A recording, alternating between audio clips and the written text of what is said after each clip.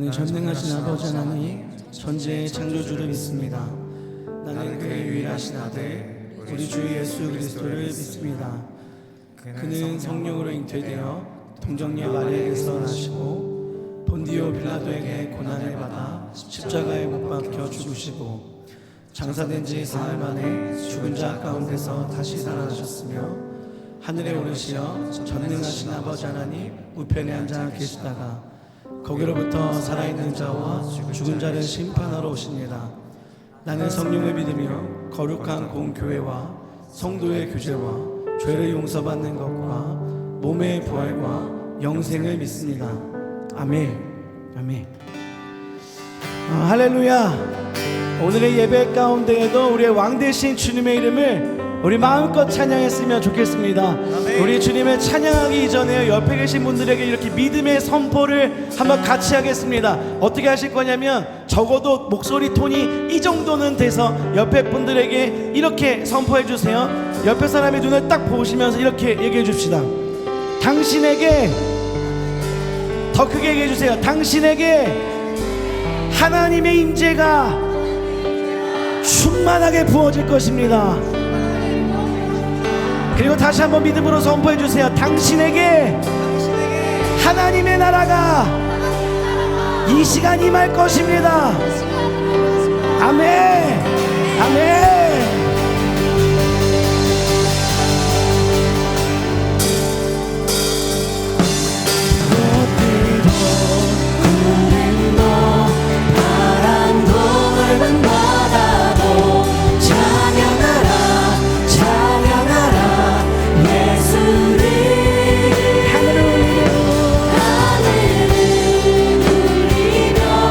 노래해 너의 영원한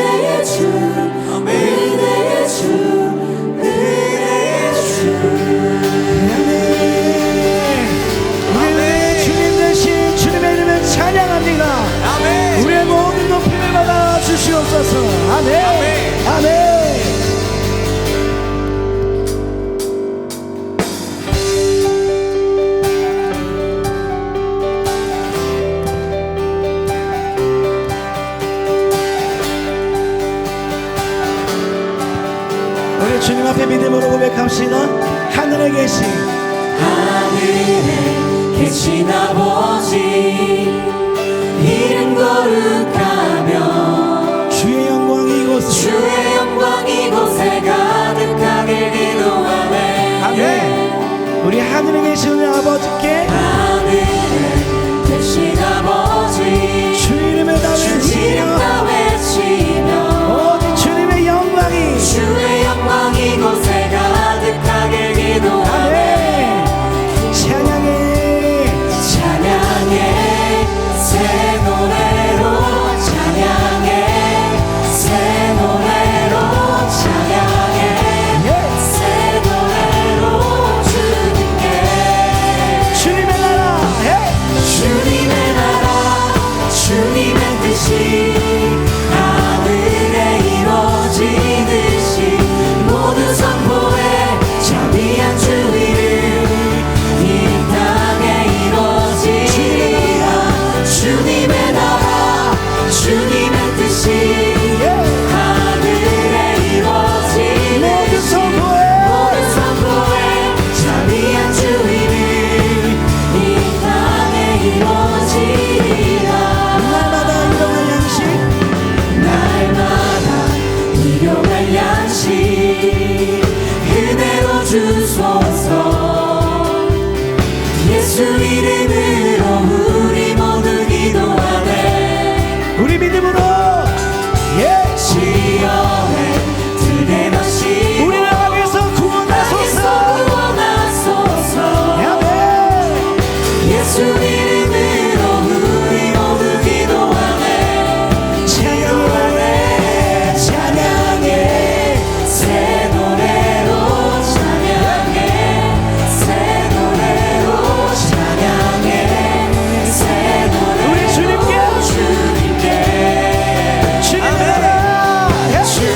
나라 주님의 뜻이 하늘에 이루어지듯이 모든 선포에 자비한 주 이름 이 땅에 이루어지리라.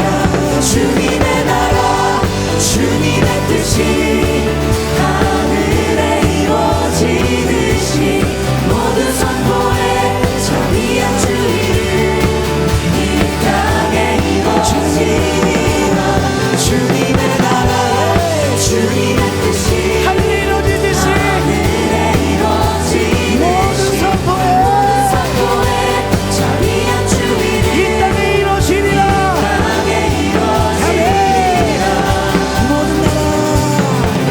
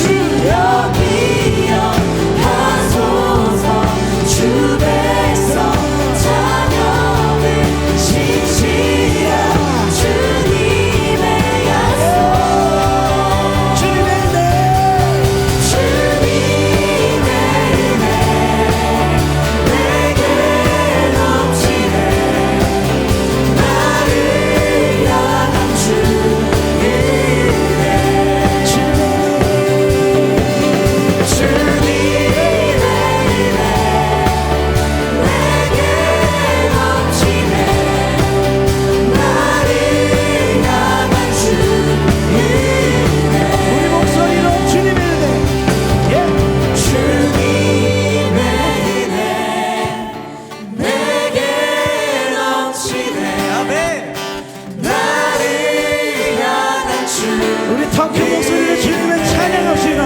주님의 은혜, 주님의 은혜 내게 넘치네. 나를 향한 주 우리 가장 큰 소리로 주님의 은혜, 주님의 은혜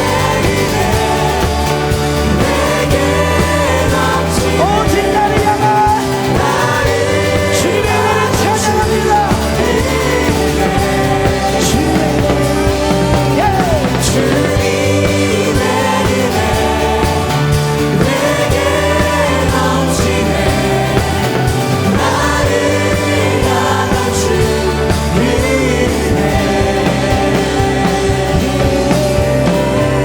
아멘. 오직 주님의 은혜를 찬양합니다. 예, 예.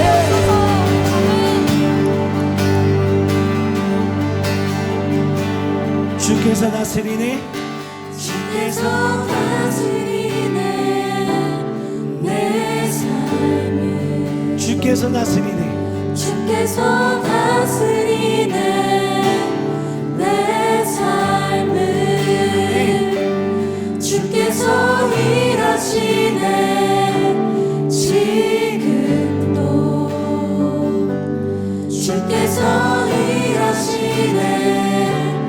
내 주께서 다스리네, 주께서 우리의 다스리네. 삶을 다스리십니다. 내 삶을 아멘. 주께서 다스리네. 내 삶을 주께서 일하십니다. 주께서 일하시네. 지금도 지금 아멘. 주께서 일하시네. 내 삶을 우리 다시 한번 믿음으로 주께서 다스리네, 주께서 다스리네. 우리의 삶을 다스리십니다. 내 삶을 우리 눈에 보이지 않지만 주께서 다스리네. 지금도 여전히 우리의 삶에서 주님께서 일하고 계십니다. 주께서 일하시네. 지금도 주께서 일하시네. 내 삶을 주님만 의지해요, 주님만 의지해요. 주님만 의지해요. 주님만 의지해요. 예 주님 주님만 의지해요. 주님만 의지해요. 주님만 의지해요. 예 주님 주께서 다스리네, 주께서 다스리네. 이 땅을 다스리십니다. 이 땅을 주께서 다스리네, 주께서 다스리네. 이 땅을 주께서 일하십니다. 주께서 일하시네. 지금 이 순간 아멘. 주께서 일하시네. 이곳 주께서 다스리네, 주께서 다스리네. 이 땅을 우리 믿음으로 선포합시다. 주께서 다스리네. 주님께서 여전히 이 땅을 다스리고 계십니다. 주께서 일하십니다. 주께서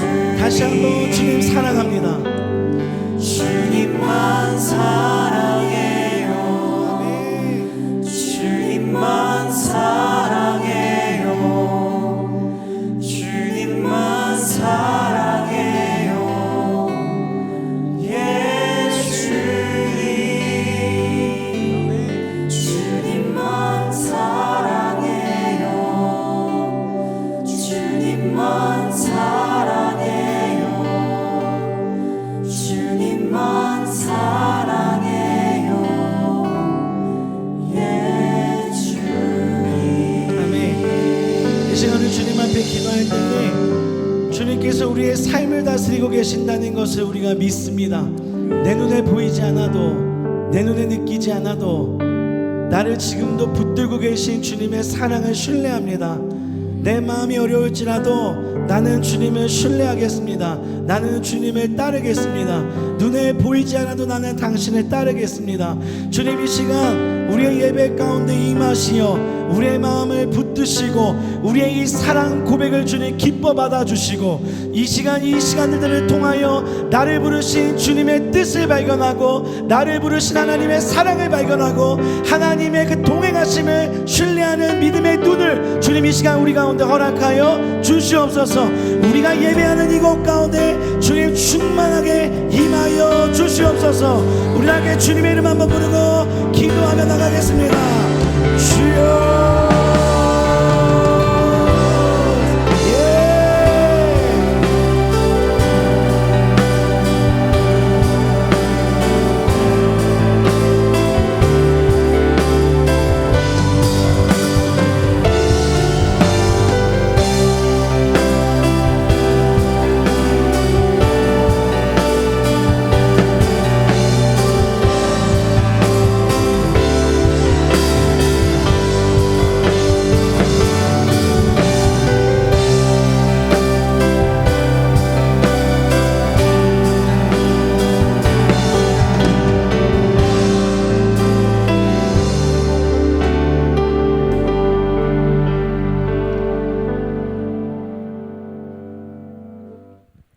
네, 우리 함께 마음을 모아 기도하며 나아가겠습니다. 사랑이 많으신 우리 아버지, 오늘도 어김없이 이 자리에 불러주시고 주의 말씀을 들을 수 있게 하여 주시니 감사합니다. 또한 우리 공동체와 함께 뜨겁게 찬양하고 서로 교제할 수 있는 시간을 허락해 주심에 감사합니다. 이 시간 주님 앞에 우리의 마음을 열고 일주일의 삶을 점검해 봅니다. 주님께서 기뻐하실 만한 순간들이 있었는지, 혹은 성령님을 근심시키지는 않았는지, 우리가 알지 못하는 우리의 죄가 있다면 속히 빛으로 임하셔서 우리의 죄를 밝히 비추어 주시옵소서. 수련회를 준비하는 과정 가운데 있습니다. 수련회 기간이 주님의 사랑을 더욱 알고 찬양하고 그 사랑에 감사하는 시간이 되기를 간절히 소망합니다. 수련회 스텝 또 조장들에게도 함께 하셔서 준비하는 모든 과정도 주님의 은혜를 경험하고 주님께 영광 돌리는 시간이 되게 하여 주시옵소서. 간구한 이 모든 것 주님께서 들으셨고 이미 이루셨다는 것을 믿습니다. 감사드리며 우리의 유일한 구원자 예수 그리스도의 이름으로 기도드립니다. 아멘.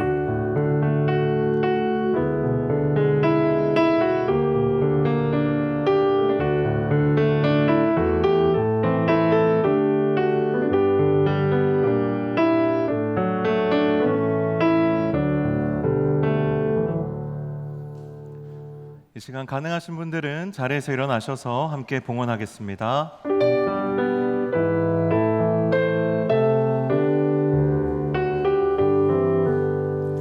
나의 보화 드리니 주여 받아주셔서 하늘나라 위하여 주 뜻대로 쓰소서.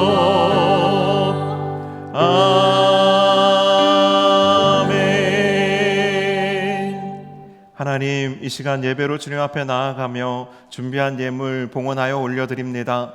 하나님, 우리의 마음에 가장 간절한 기도의 제목들 또한 하나님 이 예물과 함께 주님께 올려드리오니 기쁘게 받아주시며 또한 신실하게 응답하여 주옵소서. 드려진 이 모든 예물이 또한 하나님의 나라와 잃어버린 영혼들을 위하여 귀하게 쓰이는 물질 되도록 또한 주님 축복하여 주시고 사용하여 주옵소서. 감사드리며 예수님의 이름으로 기도하옵나이다. 아멘.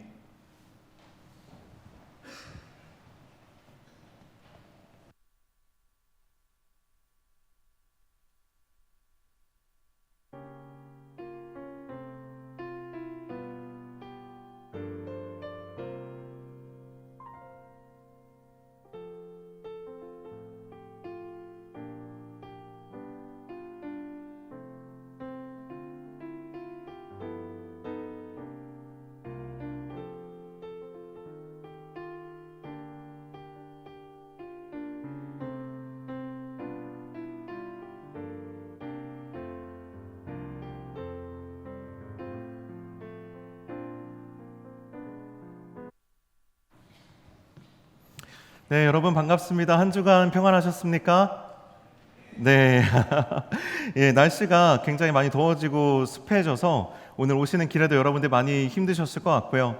그리고 우리가 이제 다음 주에 수련회를 앞두고 있는데 또 수련회와 함께 또 시험을 앞두고 있는 또 여름에 또 시험을 준비하는 입시 중인 분들도 많이 계시더라고요.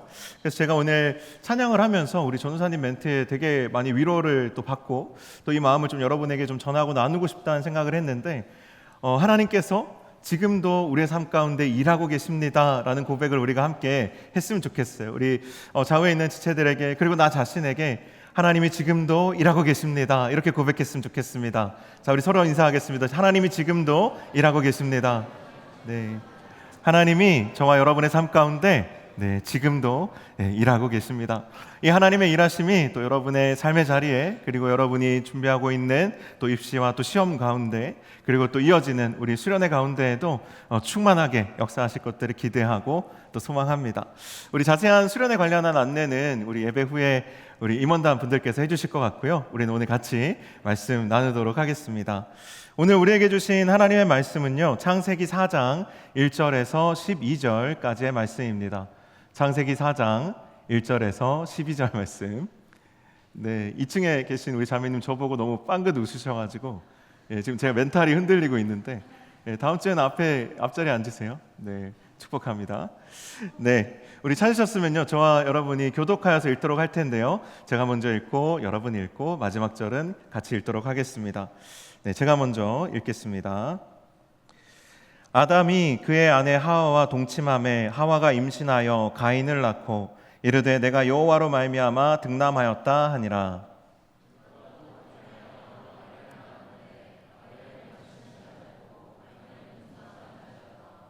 세월이 지난 후에 가인은 땅의 소산으로 제물을 삼아 여호와께 드렸고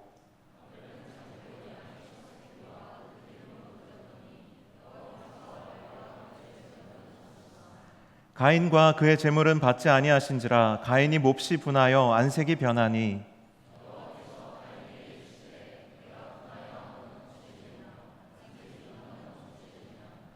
내가 선을 행하면 어찌 낯을 들지 못하겠느냐. 선을 행하지 아니하면 죄가 문에 엎드려 있느니라. 죄가 너를 원하나 너는 죄를 다스릴지니라.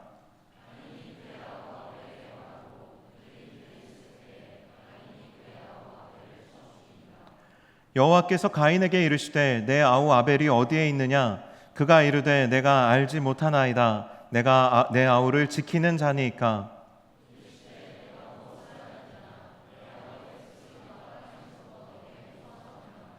땅이 그 입을 벌려 내 손에서부터 내 아우의 피를 받았은즉 내가 땅에서 저주를 받으리니 내가 밭을 갈아도 땅이 다시는 그 효력을 내게 주지 아니할 것이요 너는 땅에서 피하며 유리하는 자가 되리라. 아멘. 네. 여러분, 오늘은 하나님의 나라가 회복되어야 할 세 번째 영역인 나와 이웃과의 관계에 대해서 이야기해 보려고 합니다. 그런데 오늘 말하려고 하는 이 나와 이웃과의 관계에서 이웃은 우리가 지금 이 예배당 밖을 나가면 만나게 되는 이 세상의 모든 사람을 말하는 것이 아니고 사실은 이 공동체 안에 우리가 함께 더불어 영적인 가족으로 교제하고 동역하는 그러한 사람들과의 관계를 말하는 겁니다. 그래서 오늘 이 시간의 메시지를 통해서 저와 여러분 가운데 하나님의 나라가 온전하든 또 온전하지 못하든 그것 가운데 우리가 너무 몰두하는 것이 아니라 하나님께서 지금 우리 가운데 일하고 계시고 회복하실 하나님의 나라가 이러한 모습이다라는 것을 우리가 좀 느낄 수 있는 좀 실마리를 잡는 그러한 시간이 되어지기를 축복합니다. 오늘 벌써 세 번째 시간인데 사실 아직 좀 이 하나님의 나라에 대한 이야기를 따라오지 못하고 계신 분들도 있으실 것 같고 그리고 또 오랜만에 교회에 오다 보면 그간의 이야기가 지금 어떻게 진행되고 있는지 잘 모르실 수도 있을 것 같아서 오늘 그동안의 이야기를 좀 먼저 나누고 지난 이야기들을 조금 정리하고 이어서 이 나와 이웃과의 관계에 대한 이야기를 나눠보려고 합니다. 여러분, 하나님의 나라가 회복되어야 할 첫 번째 영역이 어디였는지 여러분 혹시 기억하십니까? 그것은 나와 하나님과의 관계였습니다. 이것이 하나님 나라의 회복의 출발점입니다. 나와 하나님과의 관계가 회복되었을 때 그 관계, 회복된 관계 위에 하나님의 나라가 회복되고 이루어지는 것인데, 그때 우리가 어떤 본문을 주제로 말씀을 나눴냐 하면 선악과에 대한 창세기 3장의 본문을 가지고 이야기를 나눴었습니다. 선악과의 현대적인 의미는 이런 겁니다. 예를 들어서 제가 시골 출신이잖아요. 저는 고향이 경북 안동인데 제가 서울에 머무르려면 집이 필요하지 않겠어요, 그죠? 그런데 처음 이제 제가 대학을 진학하면서 서울로 올라왔을 때 이 거처가 불분명해서 굉장히 애매하던 시기가 있었어요. 그런데 그때 만약에 누군가 저에게 내가 지금 해외에 이민을 가는데 내가 없는 동안에 이 집을 너가 머물면서 자유롭게 사용해도 좋다, 내가 너한테 이 집을 빌려줄 테니까 너가 편하게 써, 이렇게 했다라고 한번 생각을 해봅시다. 그런데 그 친구가 정말 이 집을 네가 마음껏 써도 좋은데 딱 한 가지 네가 조심하고 좀 손대지 않았으면 좋겠는 게 있는데, 그게 뭐냐 하면 집 선반 위에 올려둔 이 집 문서, 이거 하나만큼은 너가 따로 이렇게 손대지 말고 깨끗하게 잘 보관해 줬으면 좋겠어, 이렇게 부탁을 하고 집을 불려주고 해외로 나갔다, 이렇게 우리가 한번 가정해 보자라는 거예요. 그럼 제 입장에서 그 집을 자유롭게 편리하게 사용하면서 어떤 마음이 들었을까요?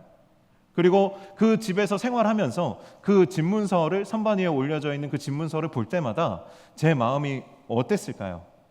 여러분이라면 어떠실 것 같으세요? 와, 이 집문서를 볼 때마다 이런 마음이 들었을 것 같아요.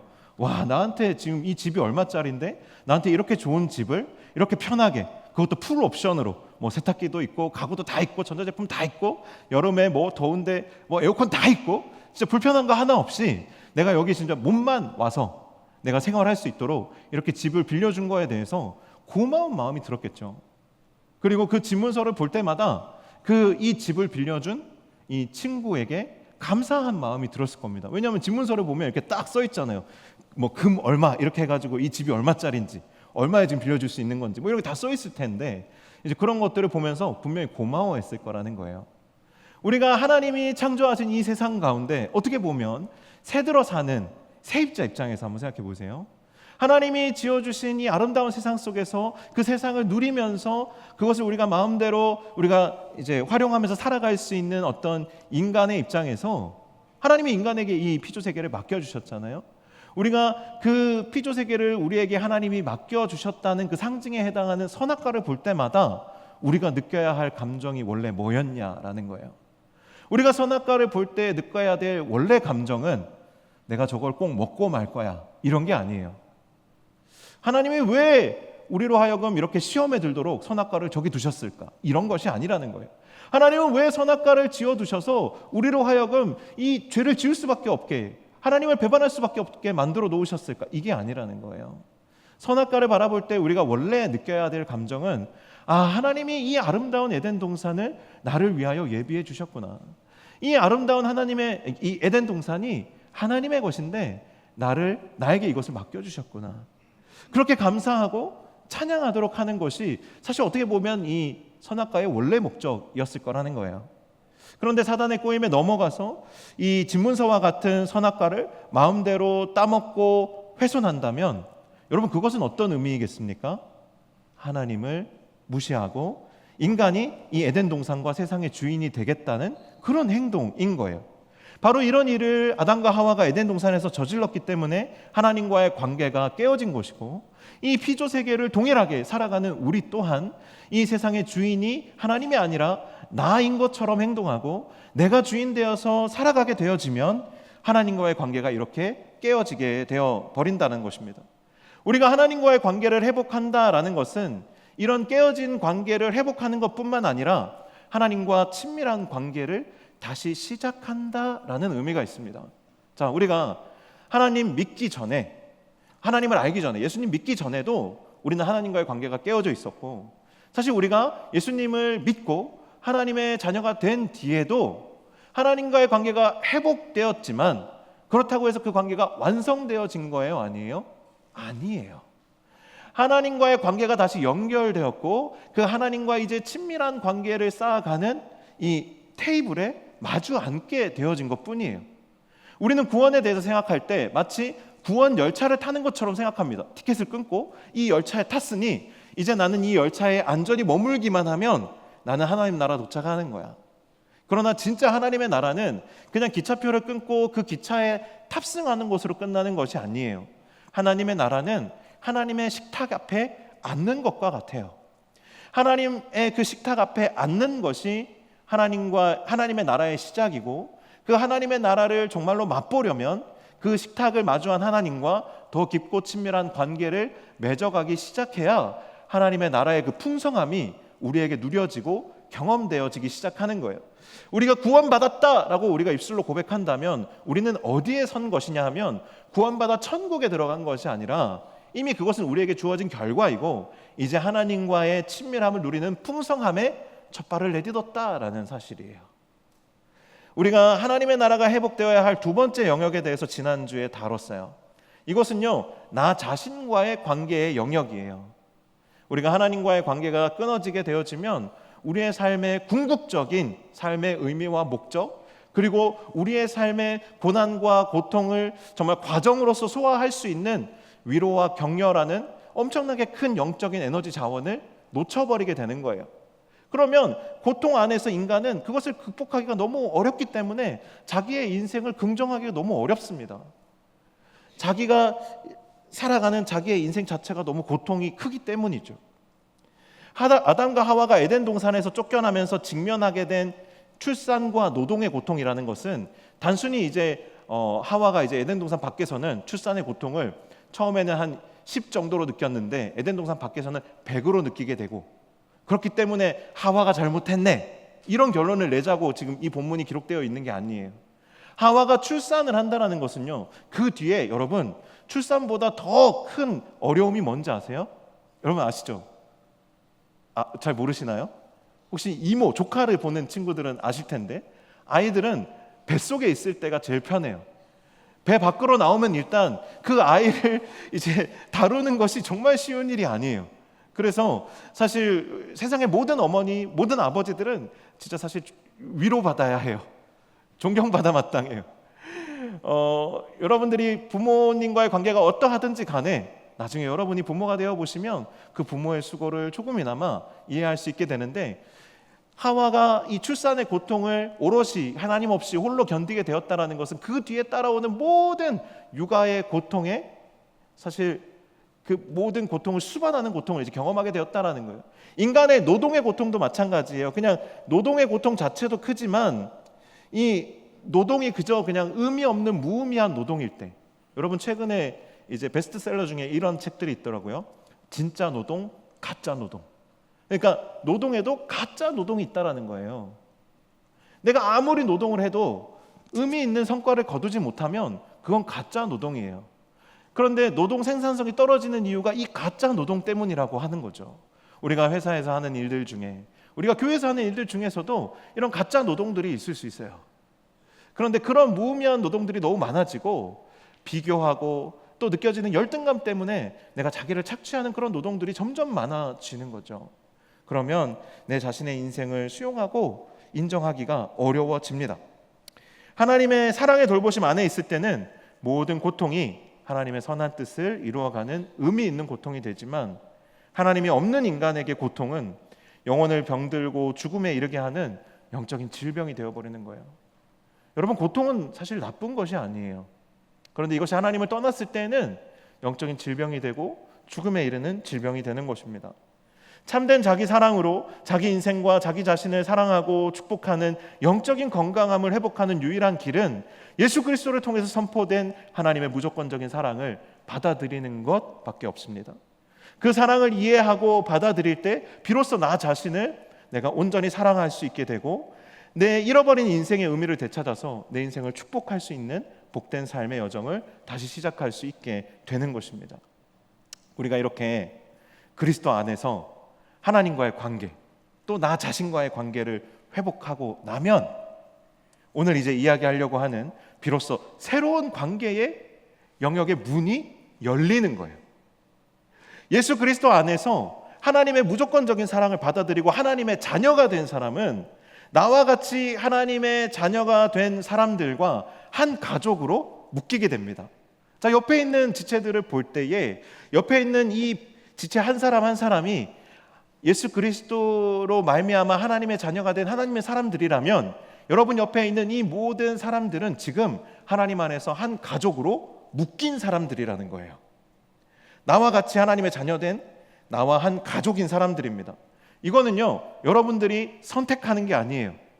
여러분이 여러분의 친형제 자매들을 여러분이 선택한 것이 아니듯이, 여러분의 부모를 여러분이 선택한 것이 아니듯이, 가족이 그런 것이 아니듯이, 하나님의 자녀가 되고 하나님의 가족이 되는 것 또한 나의 선택을 통해서 되는 것이 아니고 우리가 예수 그리스도로 말미암아 하나님의 자녀가 되었을 때 우리 안에 그냥 주어지는 거예요.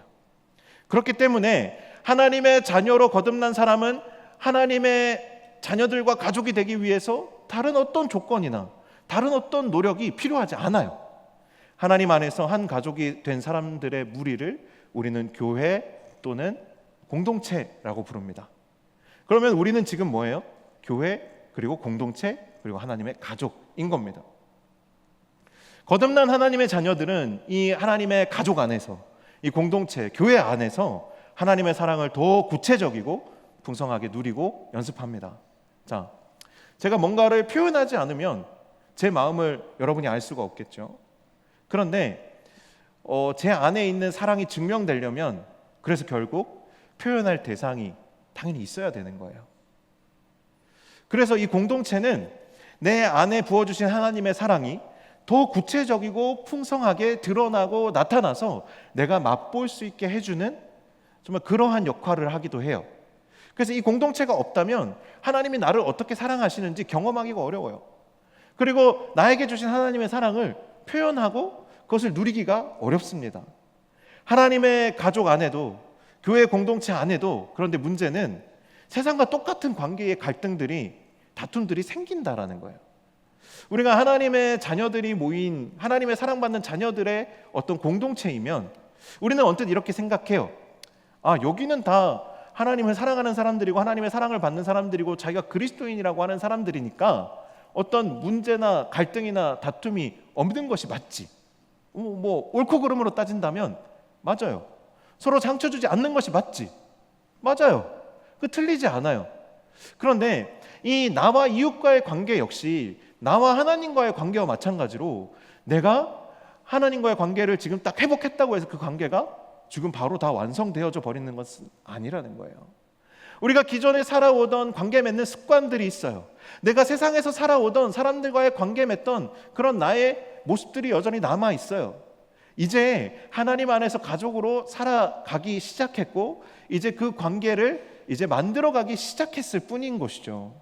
그래서 우리는 하나님의 가족 안에서도, 교회 공동체 안에서도 똑같이 갈등과 다툼을 경험합니다. 그러나 이 갈등과 다툼을 다루는 방식이 우리가 인간이 주인된, 내가 주인된 관계 맺는 방식과 하나님이 주인된 관계 맺는 방식이 다르다라는 거예요. 사실 오늘 본문은 인간이 주인된 관계에서 갈등을 다루는 방식의 결국 그 끝이 어떤지를 보여주는 거예요. 오늘 인간이 주인된 관계의 갈등과 다툼의 끝은 사실 너무 비극적이지만 결국 살인으로 귀결되고 있어요.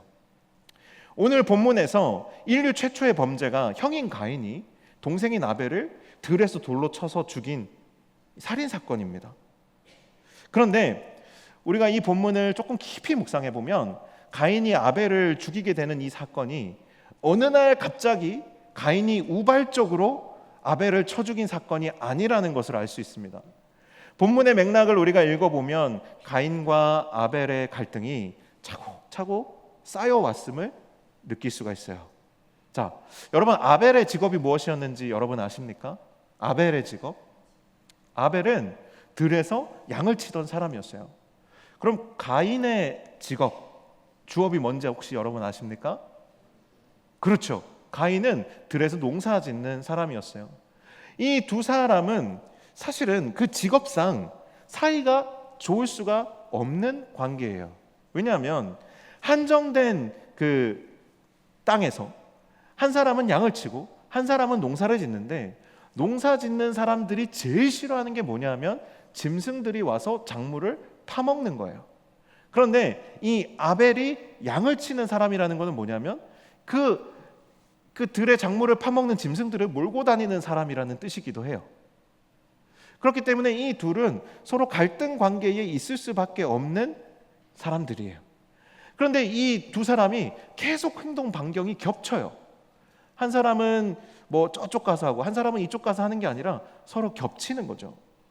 그러다 보니까 서로 갈등이 자꾸 생기는 겁니다. 우리도 사역을 하다 보면 서로 이 사역의 반경이 겹치는 사람들끼리 관계가 어때요?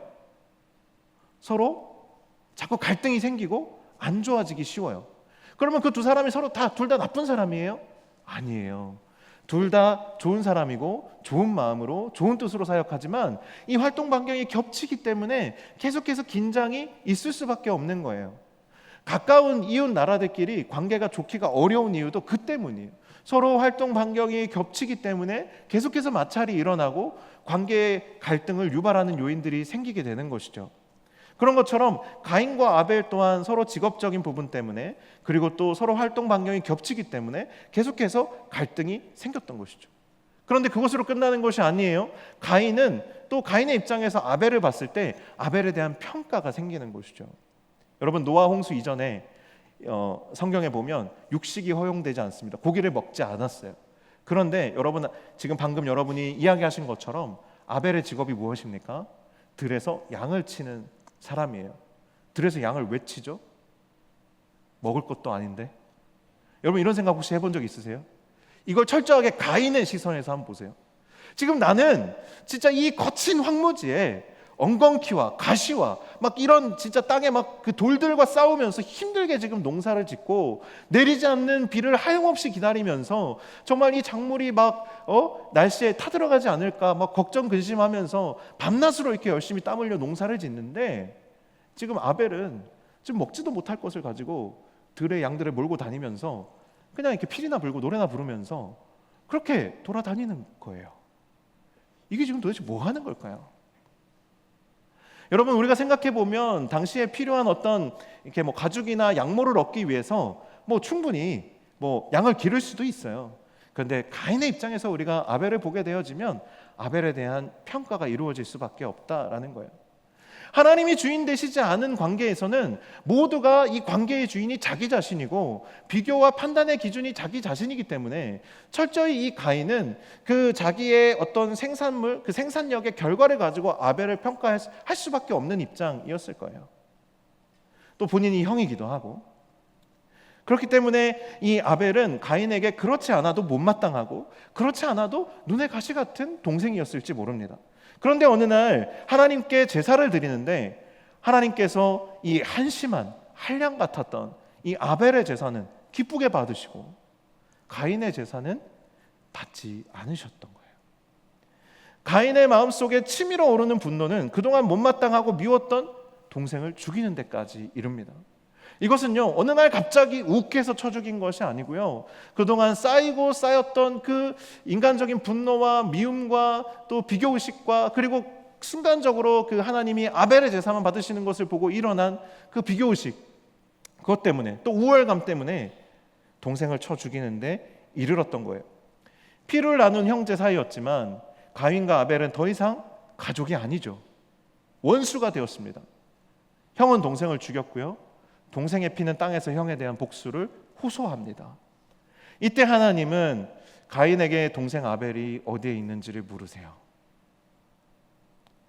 하나님은 항상 우리가 별로 이렇게 꺼내놓고 싶지 않은 불편한 진실에 대해서 물으실 때가 많아요. 우리의 내면에 숨겨놓고 있는 나조차도 잊어버리고 싶은 어두운 것들을 하나님께서는 우리에게 찾아오셔서 드러내시고 물어보실 때가 많아요. 그때 가인이 어떻게 대답했냐면 이렇게 대답해요. 내가 아우를 지키는 자니까? 이렇게 대답해요. 자, 이건요, 하나님이 의도한 바를 정확히 미러링한 답변이에요. 지키다는 히브리어로 샤마르예요. 그러니까 지금 가인은 하나님께 내가 지금 이 동생 아벨을 지키는 사람입니까? 내가 이 아벨의 내가 부모예요?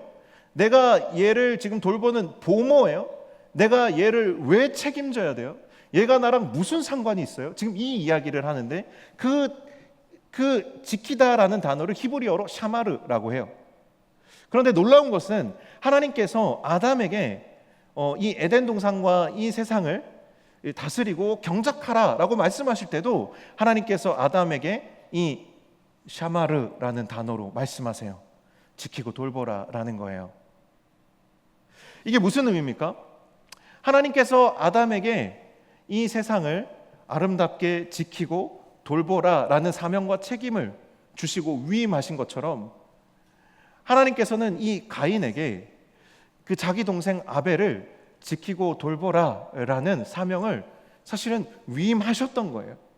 그에게 그러한 어떤 사명을 두셨던 겁니다. 이것은 가인에게만 주신 것이 아니라 영적인 가족 그리고 혈육인 가족인 이 아담을 비롯한 이 가정에게 모두에게 주신 사명일 거예요. 그런데 이 가인은 이 사명을 지금 정면으로 부인하고 있는 것이죠. 인간이 주인된 관계에서는 이 하나님이 주신 샤마르의 사명이 소용이 없는 거예요. 네가 나랑 무슨 상관이 있어?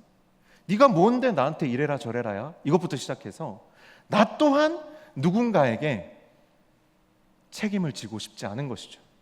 책임을 지우고 싶지도 않고 책임을 지고 싶지도 않은 거예요. 그냥 나로서만 존재하고 싶은 것이 바로 자기중심적인 인간의 모습이라는 거예요. 세상의 관계들을 보면 이타적인 것 같지만 결국에는 그것이 자기 본위입니다. 세상에서 정말 이타적인 것이라는 것은 존재할 수 없어요. 존재하기 어렵다라고 말하지만 사실은 존재할 수 없습니다. 왜냐하면 인간이 유한한 존재이기 때문에 자기를 완전히 내어줄 수 있는 인간은 없어요. 그런데 하나님이 주인 되신 관계는 좀 다릅니다. 하나님이 주인 되신 관계에서 하나님의 나라의 회복은 다음과 같은 관계 원칙에 의해서 이루어집니다. 첫 번째는 우리는 하나님 안에서 한 몸이다예요. 여러분이 만약에 오늘 뭔가를 쓰셔야겠거든 지금부터 이제 세 가지를 쓰시면 됩니다. 첫 번째, 우리는 하나님 안에서 한 몸이다예요. 우리 에베소서 말씀 잠깐 같이 봤으면 좋겠습니다. 화면에 이제 준비를 해주셨는데요. 에베소서 2장 16절과 19절을 그냥 차례대로 읽을 텐데요. 16절 먼저 읽겠습니다. 같이 한번 읽을까요?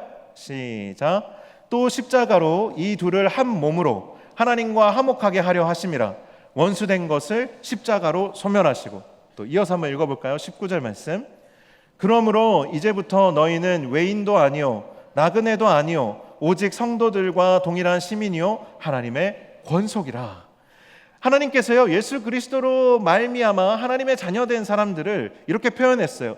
둘을 한 몸으로 하나님과 화목하게 하려 하심이라고 하셨고, 이제 성도들을 하나님의 권속, 하나님의 식구다라고 말씀하셨어요. 자, 우리는요 하나님 안에서 각자가 아니라는 거예요. 우리가 만약에 각자라면 우리는 지금 어떤 상태인 거냐면, 우리 정육점에 가면 이 고기들을 발골해가지고 부위별로 떼놨죠. 여기는 안심, 여기는 뭐 등심, 여기는 뭐 채끝살, 여기는 뭐 전지, 뭐 여기는 후지, 뭐 이런 식으로 뭐 고기들을 이렇게 쫙 다 분류를 해서 놔놨죠, 그렇죠? 우리가 만약에 정말 하나님 안에서 한 몸이 아니고 각자라면 우리는 그냥 잘 포장된 그냥 스테이크용 등심 한 조각인 거예요. 그런데 우리가 하나님 안에서 한 몸이라는 것은 어떤 의미냐면, 우리는 그냥 잘 발골되어서 예쁘게 포장된 그냥 고기 덩어리가 아니라 우리는 하나의 몸을 연결해서 이루어져 있는 한 사람이라는 거예요. 한 몸이라는 겁니다. 살아있는 생명체라는 거예요. 내 손이 아프면 입이 아프다라고 이야기하는 것처럼, 어제 어떤 한 지체가 저에게 이 지체됨에 대한 나눔을 하면서 이 이야기를 했는데, 내가 손이 아프면 손이 아프다고 말하는 것이 아니라 입이 아프다라고 말을 하는 것처럼, 우리는 그렇게 연결되어져 있는, 손이 아프면 온몸이 아픈 것처럼, 한 사람이 행복하고 좋으면 모두가 행복한 것처럼. 왜냐하면 우리는 네일샵 가서 손톱에 네일을 하면서 우리는 행복해 하잖아요. 우리 몸 전체가 행복해지잖아요. 그런 것처럼 우리는 온몸이 서로 연결되어 있는 한 몸이라는 거예요. 그래서 우리는 손이 발을 질투할 필요가 없는 것처럼, 그리고 혀가 눈을 시기할 필요가 없는 것처럼, 미워할 이유가 없고 다툴 이유가 없는 것처럼, 그렇게 되면 온몸이 망하는 것이죠. 그런 것처럼 우리는 지체의식으로 살아가는 한 몸인 존재로 부르심을 받았다라는 거예요. 이게 너무나도 중요합니다.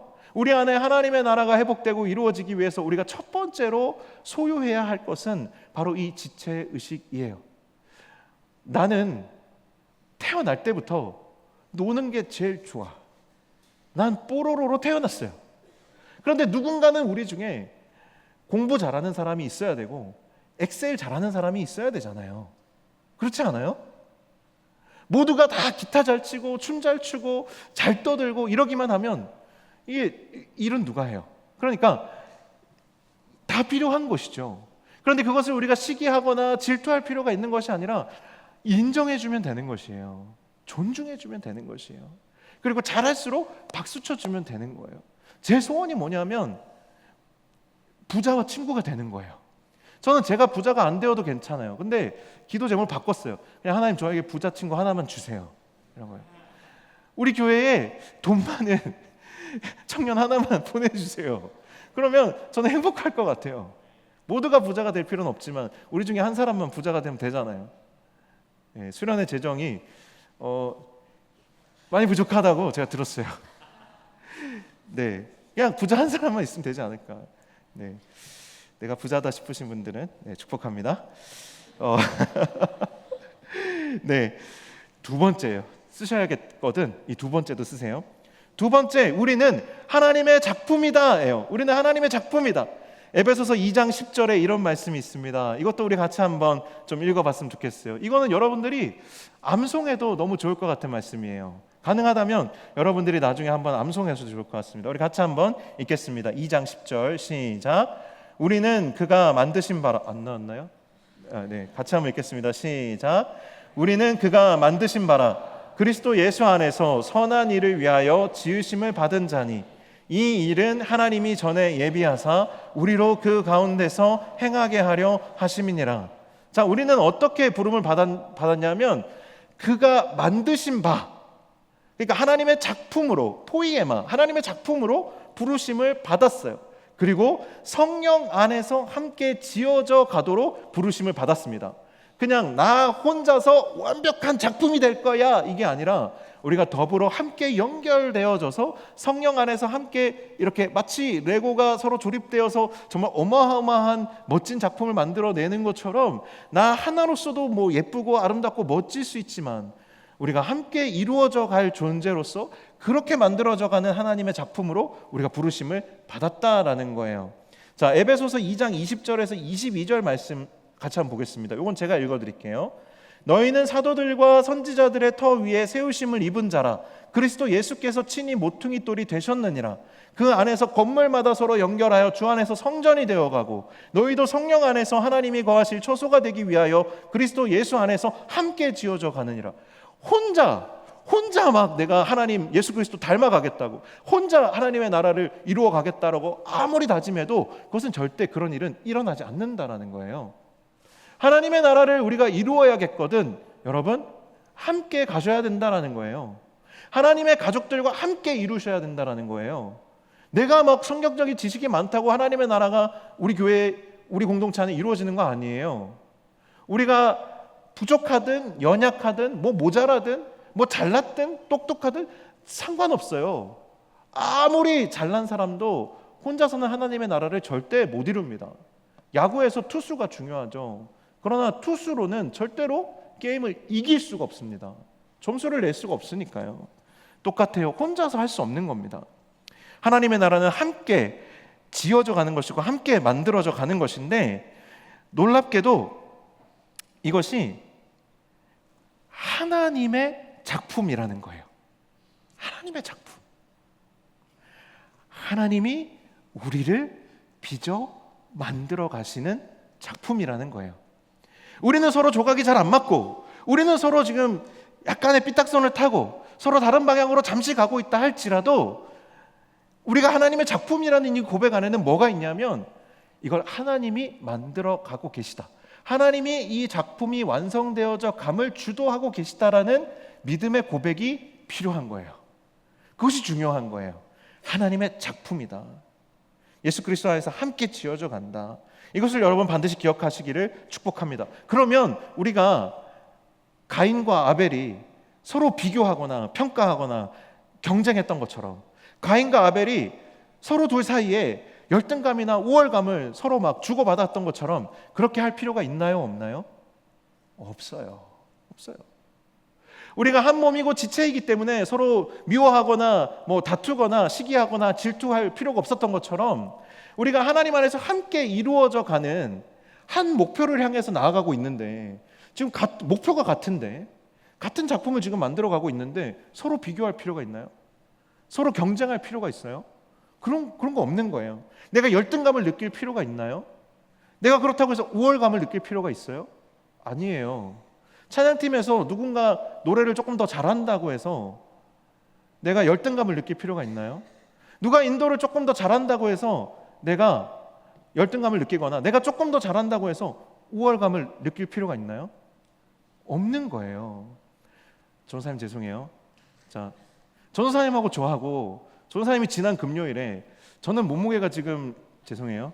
세 자리 이런 얘기를 했었는데 저는 지금 두 자리거든요.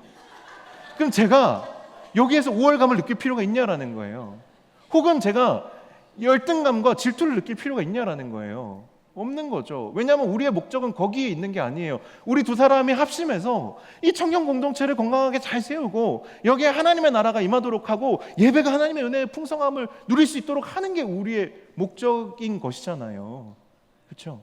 할렐루야. 네, 우리 한승희 형제 축복합니다. 우리는 함께 이루어져 가는 존재라는 걸 절대 잊으면 안 돼요. 세 번째, 이게 마지막인데 우리는 서로 사랑함으로 용서하고 용납한다예요. 이건 너무나도 어렵지만 너무나도 중요하고 어떤 의미에서는 너무나도 당연한 나와 이웃과의 관계에서 하나님의 나라를 이루어가는 원칙이고 원리예요. 인간이 주인된 관계에서는 절대로 용서할 수 없고 용납할 수 없는 일들이 반드시 존재합니다. 원수를 어떻게 사랑해요? 원수를 어떻게 용서해요? 그런데 하나님이 주인 되신 관계에서는 원수를 용서하는 일이 일어나고요. 내가 용서하고 용납할 수 있는 용기가 생깁니다. 왜냐하면 우리는 1만 달란트를 빚졌던 탕감받은 종과 같이 하나님의 너무나도 큰 은혜와 사랑을 우리가 받았고 누리고 있는 사람이기 때문에 그렇습니다. 나를 하나님이 얼마나 참고 인내하고 기다려주셨는지, 그리고 내가 하나님의 사람이 되었다 하면서도 내가 하나님을 얼마나 많이 지금 실망시키고 하나님의 마음을 상하게 하고 있는지를 정확하게 인지하고 알고 있는 사람은 1만 달란트의 빚을 지고 있는 사람이에요. 그래서 그는 1만 달란트의 이자값도 안 되는 그 100데나리온 빚진 사람을 용서하고 용납할 수 있는 사람이 되어지는 것이죠. 하나님이 관계의 주인이 되셨을 때는 이것이 가능하다라는 거예요. 나의 사랑이 아니라 주님의 사랑, 내 중심의 사랑이 아니라 진리 중심의 사랑으로서는 이것이 가능한 것이고 당연하다라는 거예요. 그러면 그 사랑으로 우리가 무엇을 하면 되냐 면 두 가지를 하면 돼요. 용서와 용납이에요. forgive와 forbear예요. forbear. 용서하고 용납하는 거예요. 잘못은 용서하는 거예요. 잘못은. 누군가 나에게 잘못할 수 있습니까? 없습니까? 안 되지. 나한테 잘못하면 안 되지 당연히. 그렇지만 하나님이 나를 사랑하셨기 때문에 내가 용서하는 거예요. 용납은 뭐냐? 잘못하는 거랑은 좀 달라요. 그 사람이 연약해서 그러는 거예요. 하나님의 말씀은 그렇게 하지 말라고 하고, 그리고 우리 둘 사이의 관계에서도 그렇게 하면 안 되지만 이 사람이 아직 연약하기 때문에 나에게 실수한 것에 대해서, 이건 잘못하고 죄를 지은 거랑 좀 달라요. 실수한 것에 대해서는 용납하는 거예요. 그리스도 안에 있는 이들 간에는 가장 중요한 관계의 원천은 사랑이고, 사랑 안에서 가장 중요한 관계의 원칙은 바로 이 용서와 용납이에요. 진실한 공동체 안에 있는 진실한 고백이 있는 그런 진실한 공동체 안에서 진실한 고백이 있는 그런 관계에서는 진리 안에서 서로 사랑으로 용서하고 용납합니다. 그리고 한 가지 더 여러분에게 좀 이야기해드리고 싶은데, 이것은 용서와는 용납과 다른 인내의 차원이에요. 이거는 뭐냐면 우리가 다 그리스도 안에서 거듭난 사람들이고 하나님이 내 인생의 주인이고 우리의 관계의 주인이 하나님이시라고 여러분이 만약에 고백하고 있다면 여러분은 분명히 용서와 용납을 하실 수 있을 거예요. 내가 지금 용서는 못해도 일단 내가 용납은 하겠다. 내가 지금 이것을 용납함으로 기다리겠다. 이렇게 할 수 있어요. 근데 어쨌든 용서와 용납을 하는 사람들은 하나님 안에서 하는 거예요. 하나님 안에서. 그런데 세상 사람들에 대해서 우리가 어떻게 해야 될까? 하나님을 알지 못하는 사람들에 대해서 우리가 어떻게 해야 될까? 그 원리는 하나님을 신뢰함으로 인내하는 거예요. 인내하는 거. 인내하는 거. 우리가 세상을 다 용서하고 우리가 세상을 다 용납하지 못해도 돼요. 하지만 그때 우리가 놓치게 되는 게 뭐냐면 하나님을 신뢰함으로 인내하는 거예요. 하나님의 선하심을 내가 신뢰하고 지금 당장 이 상황, 이 사람들, 내 직장의 지금 이 분위기들, 정말 나를 힘들게 하고 고통스럽게 하는 이 사람들, 내가 지금 당장 어떻게 용서도 안 되고 용납도 안 되고 그렇게 할 이유도 없지만 하나님을 신뢰함으로 인내하는 거예요. 이게 미묘하지만 달라요. 그리고 좀 생각보다 이 개념이 중요해요. 왜냐하면 안타깝지만 하나님의 가족, 이 공동체와 세상에서 우리가 만나고 경험하고 느끼는 사람들과의 관계는 분명히 다르기 때문이에요. 여러분이 나가서 그리스도의 사랑으로 다 용납하고 다 사랑하고 다 용서하고 이렇게 하려면 사실 쉽지 않아요. 정말 어려워요. 그렇게 갚아주지도 않아요. 그렇게 보답해주지도 않아요. 그러나 하나님의 가족 공동체 안에 있는 영적인 이 가족 안에서는 서로 고백하고 용서하고 용납받는 거, 이게 너무 중요해요. 그러나 그 밖에서는 내가 고백한다고 해서 용서해 주는 게 아닐 수도 있고, 내가 용서하고 용납하려고 해도 그것을 누가 알아주거나 인정해 주거나 이해하지도 못해요. 그래서 인내할 수밖에 없어요. 그러나 우리가 지금 회복하려고 하는 하나님의 나라의 영역, 지금 오늘은 공동체 안에서의 하나님의 나라를 말하는 거예요. 여기에서 중요한 건 내가 정말 하나님의 자녀로서, 또 상대방도 하나님의 자녀로서 1만 달란트 빚진 자들로서 나의 연약함을 정직하게 고백하고 나의 잘못을 정직하게 인정하고 서로 용서를 구하고 용납을 구하고 용서하고 용납하는 거예요. 그걸 통해서 우리는 우리 공동체 안에 하나님의 나라가 임하는 것을 경험하는데, 어떻게 경험하냐 하면 하나님의 사랑이 실제하는 것을 확인함으로, 그 사랑을 우리가 그 공동체의 관계 속에서 그 실체를 느끼고 누림으로써 우리가 경험하게 되는 것입니다. 우리는 예수님 안에서 난 사람으로 아담과 가인에게 주셨던 인류 공동체를 세우는 사명, 이 피조 세계를 세우는 사명, 그리고 또 하나님의 나라, 하나님의 가족 공동체를 세우는 사명을 받았어요. 하나님께서 우리에게 이 샤미르의 사명, 돌보고 섬기는 사명, 이걸 주신 거죠. 나와 상관없는 일이야. 나는 모르는 일이야. 나와 네가 무슨 상관이 있어? 일단 나만 잘 살면 되지. 이런 깨어진 인간의 모습이 아니라 다시 이 세상을 품고 또 하나님의 이 공동체를 품고 샤미르의 사랑을 고백하는 우리 공동체가 회복되어지기를 소망합니다. 그런데 여러분, 제가 이 하나님의 나라에 대한 설교를 하면서 좀 여러분에게 꼭 전달하고 싶은 마음이 한 가지 있는데, 그것은 뭐냐면 여러분이 이것을 의무적으로, 율법적으로, 종교적으로 이걸 실현하려고 하지 않았으면 좋겠어요. 왜냐하면 하나님의 나라는 우리가 이루는 게 아니고 사실은 우리 가운데 임하는 거고, 우리는 그 하나님의 나라로 초청을 받은, 부르심을 받은 존재들이에요.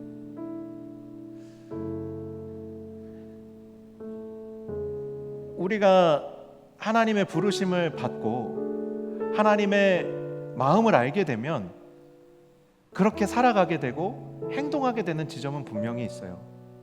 하지만 우리가 노력해서 하나님의 나라를 이룰 수 있다면 이 땅엔 벌써 하나님의 나라가 이루어졌을 거예요. 결국 하나님의 나라를 결정적으로 이루어가는 가장 큰 힘은 우리를 부르신 하나님의 부르심에 있어요. 그 하나님의 부르심을 우리가 인정하느냐가 사실 훨씬 더 중요해요. 나는 하나님의 자녀로 부르심을 받았어. 나는 하나님의 가족으로 부르심을 받았어. 이걸 내가 분명하게 고백하고 그것을 인정하고 받아들이면 내 삶에 그 하나님의 자녀됨이 나타나기 시작하고 하나님의 가족됨이 우리 가운데 회복되기 시작하는 거예요. 누구를 비난할 필요도 없고요. 내 자신을 막 착취하고 학대할 필요도 없어요. 그냥 인정하고 고백하는 거예요. 그리고 계속해서 그 하나님의 나라가 내 안에 더욱더 충만하게 임하도록, 이 공동체 가운데 임하도록 계속 초청하는 거예요. 하나님, 더 하나님의 나라를 내 안에 부어 주시옵소서. 그리고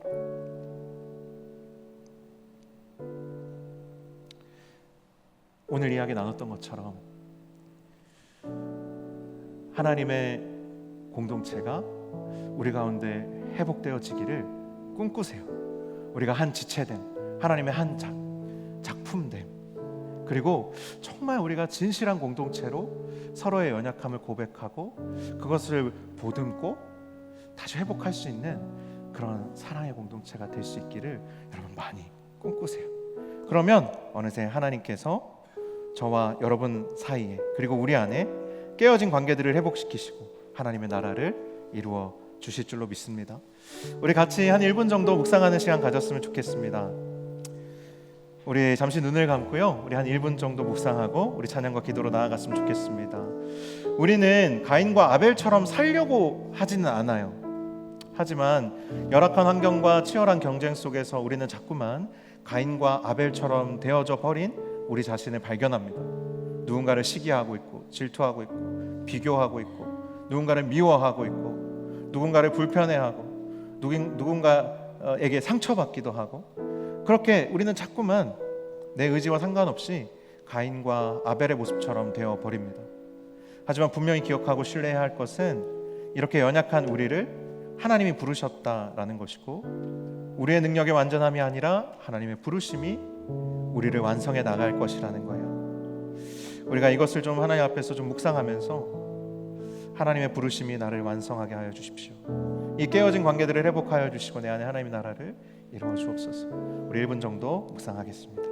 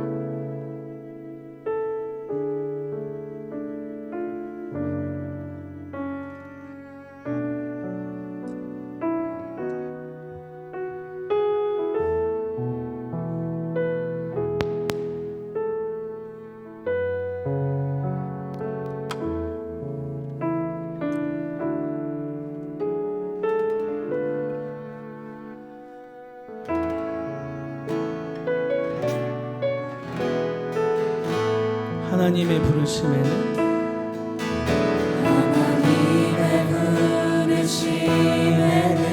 후회하심이 없네. 내가 이 자리에 선 것도 자리에 선 것도 주의 부르심이라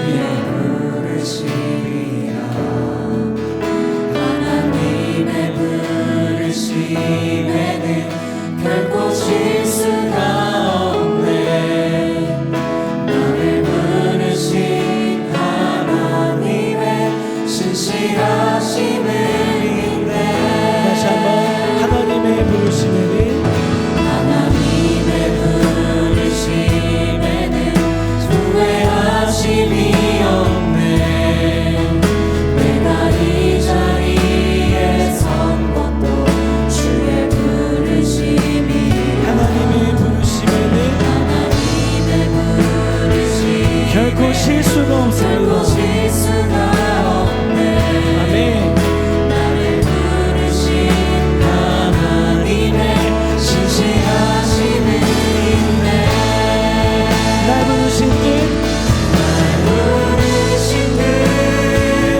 내 생각보다 크고 날 향한 계획 나의 지혜로 증명 못하나 가장 좋은 길로 가장 완전한 길로 오늘도 날 이끄신 믿네. 작은 나를 부르신 작은 나를 부르신 뜻을 나는 알 수 없지만 오직 감사와 오직 순종으로 감사와 순종 주님의 길을 가겠습니다. 길을 가리 아멘. 때론 내가 연약해져도 주님 날 도우시니 주의 놀라운 그 계획을 나는 믿으며 살기. 날 부르신 뜻 부르신 내 생각보다 크고 날 향한 계획 나의 지혜로 증명 못하나 가장 좋은 길로 가장 완전한 길로 오늘도 날 이끄신 믿네. 다시 한번 고백하겠습니다. 작은 나를 부르신 작은 나를 부르신 뜻을 나는 알 수 없지. 오직 감사와 순종으로 감사와 순종 우리는 주님의 길을 가겠습니다. 우리 당의 자리에서 일어나서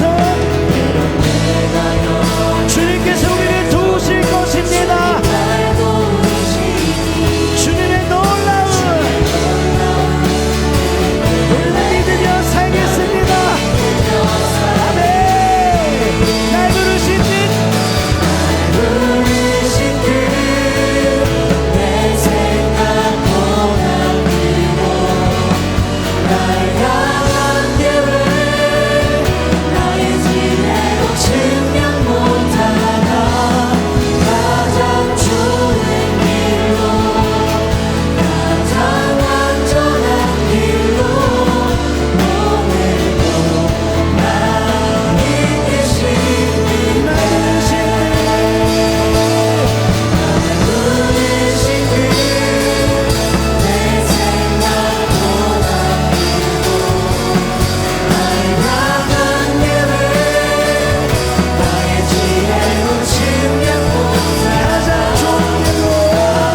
좋은 길로 가장 완전한 길로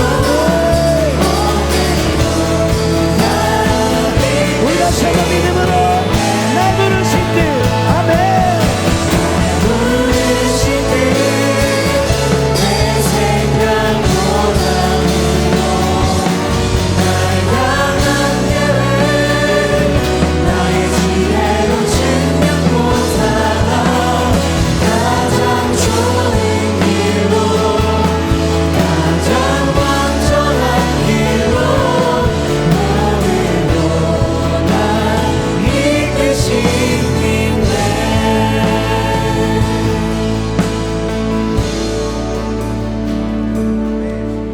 사랑하는 여러분, 우리는 우리 자신이 구원받았다라고 고백하고 우리의 삶이 주님의 것입니다 라고 우리가 고백하고 선포하지만 돌아보면 우리의 삶은 여전히 깨져 있는 것을 너무나도 많이 보고 그것을 대면할 때마다 우리는 너무 괴롭고 우리는 낙심하게 됩니다. 그런데 하나님의 나라를 우리가 고민하다 보면 이 고난이, 이 고통이, 이 상황이 결국 나를 향한 하나님의 부르심이구나를 발견하게 되는 거예요.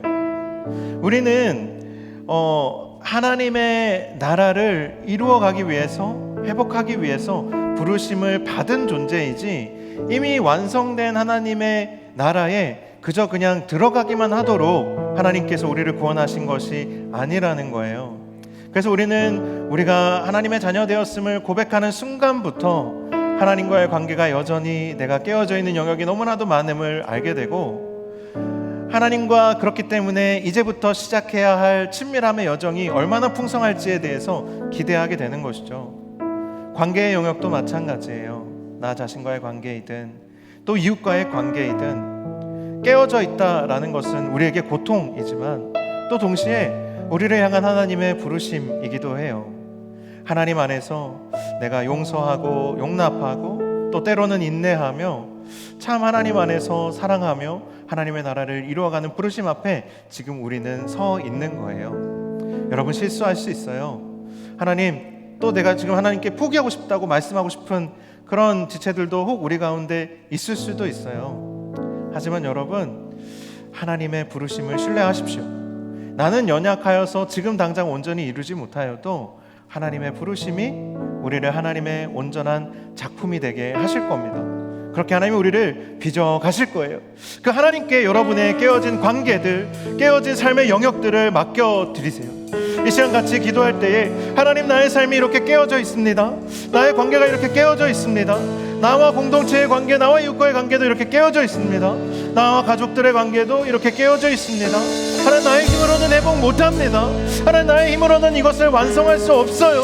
하지만 하나님의 신실하심을 내가 신뢰합니다. 내가 그리고 우리가 하나님의 작품이심을 고백합니다. 하나님의 온전한 몸을 이룰 수 있도록 나를 회복하여 주시고 우리를 회복하여 주시고 이 가운데 하나님의 나라가 이루어지는 것을 보게 하여 주시옵소서. 우리 한번 주여 한번 부르짖고 합심하여 기도하겠습니다. 주여,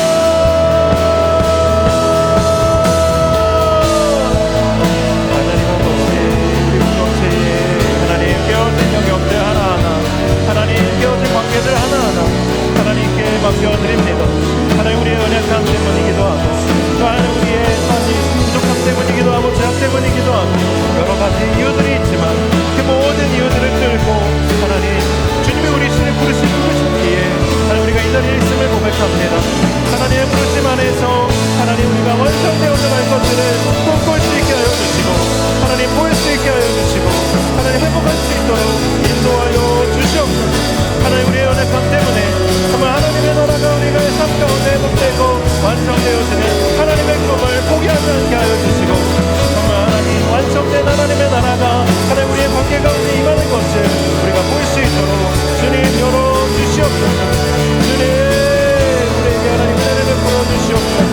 하나님, 우리가 사랑으로 정말 하나님 안에서 완성되어져 가는 이 걸음을 하나님 우리가 감사함으로 걸을 수 있도록 인도하여 주시옵소서. 우리 안에 하나님의 나라가 정말 하나님의 부르심 안에서 이루어지는 것을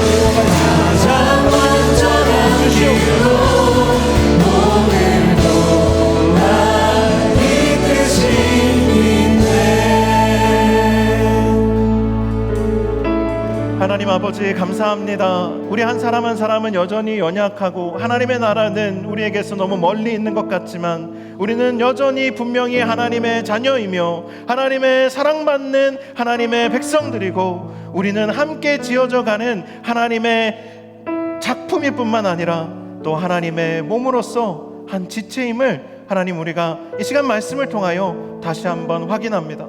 하나님, 우리가 서로 사랑하기를 포기하지 않게 하여 주시고 우리가 서로 사랑할 때에 하나님의 나라가 우리 가운데 실제적으로 임하고 그 하나님의 나라를 우리가 정말로 누리며 정말 하나님의 나라가 이렇게 좋다고 우리의 삶에서 고백하며 살아갈 수 있는 하나님 우리 한 사람 한 사람과 우리 공동체 될 수 있도록 축복하여 주시옵소서.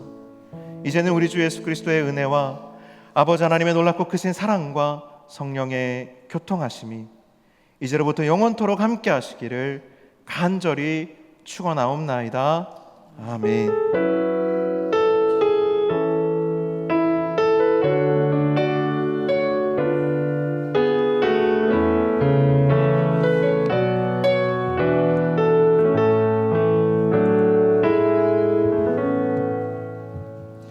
네, 새가족 광고가 있습니다. 지난주에 10돌의 박기남 형제님께서 등록하셨는데요.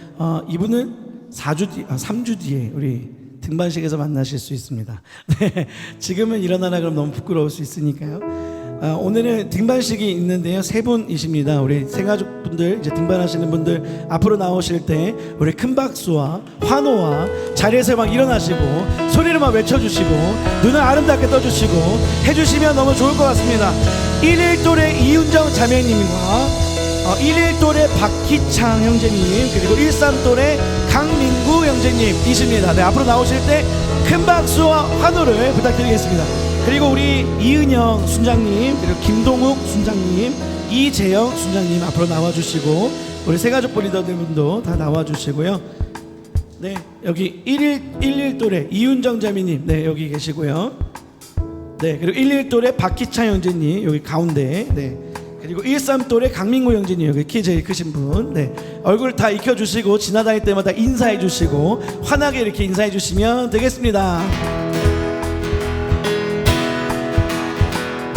오늘은 어떤 분들이 우리 가족이 됐을까? 여러분 기쁘게 두 손을 한번 우리 해치지 않아요. 우리 해치 처음에 무서울 수 있지만 언제나 우리 모두 당신을 축복할게요. 축복합니다. 이곳에서 가장 빛날 당신을 축복해요.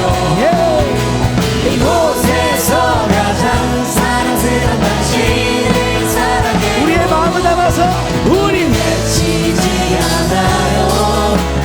무서울 수 있지만 우리는 언제나 우리 모두 당신을 축복할게요. 축복합니다. 제가 오늘 등반하신 분들을 위해 기도하고 마무리하겠습니다. 하나님 아버지, 우리 가운데 이윤정 자매님, 박희창 형제님, 강민구 형제님을 우리 교회에 보내주실 뿐 아니라 우리 함께 등반도 하게 하여 주시니 주님 감사를 올려드립니다. 이 시간이 이곳에서 머무는 것이 아니라 이 이후로도 하나님 안에서 우리가 한 가족 한 지체로 하나님의 작품된 모습으로 우리가 서로를 더 아름답게 빛내주고 서로를 더욱더 사랑해주고 서로를 더욱더 위로하며 격려하며 우리 살아갈 수 있도록 주님께서 우리와 앞으로도 함께하여 주시옵소서. 우리의 기도를 주님 앞에 올려드리며 예수님의 이름으로 기도합니다. 아멘. 아멘.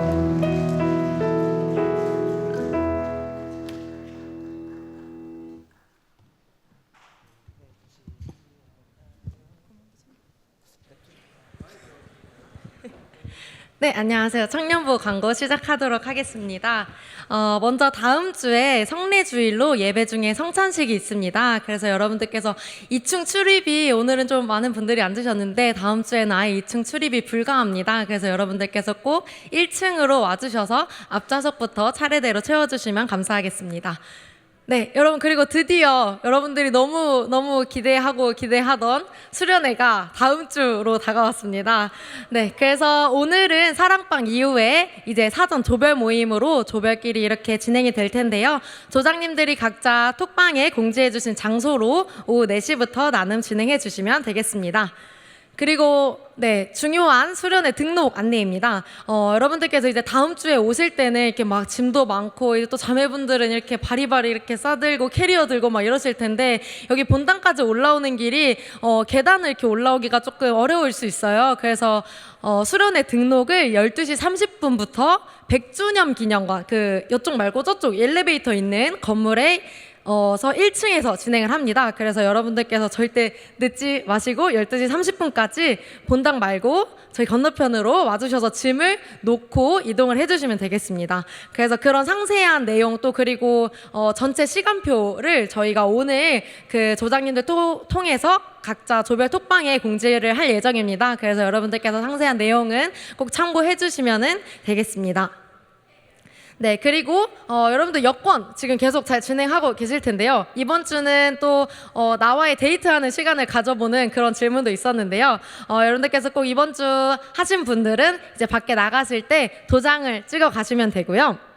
그리고 이번 주는 오늘 설교 말씀에 이어서 나와 이웃과의 관계를 주제로 여러분들께서 사랑방에서도 나누시고 평일에도 또 묵상해 주시면 되겠습니다.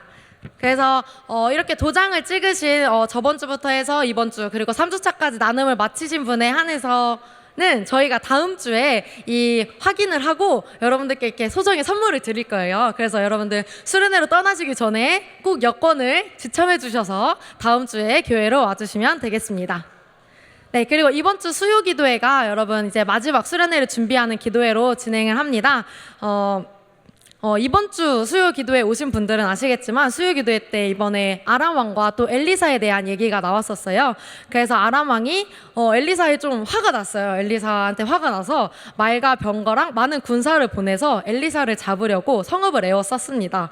근데 이제 그걸 보고서 거기에 있던 사환이 와 저렇게 우리를 이렇게 다 잡으려고 이렇게까지 왔다 하면서 두려워했는데 엘리사는 그때 사환한테 얘기하기를 우리와 함께한 자가 그들과 함께한 자보다 많다며 두려워하지 말라고 했어요. 그렇게 해서 이제 사환은 보지 못하고 있으니까 대체 우리가 도대체 뭐가 많다는 거야 라고 궁금해했을 때 엘리사가 사환의 눈을 열어서 하나님이 보내주신 불말과 불병거를 보게 했습니다.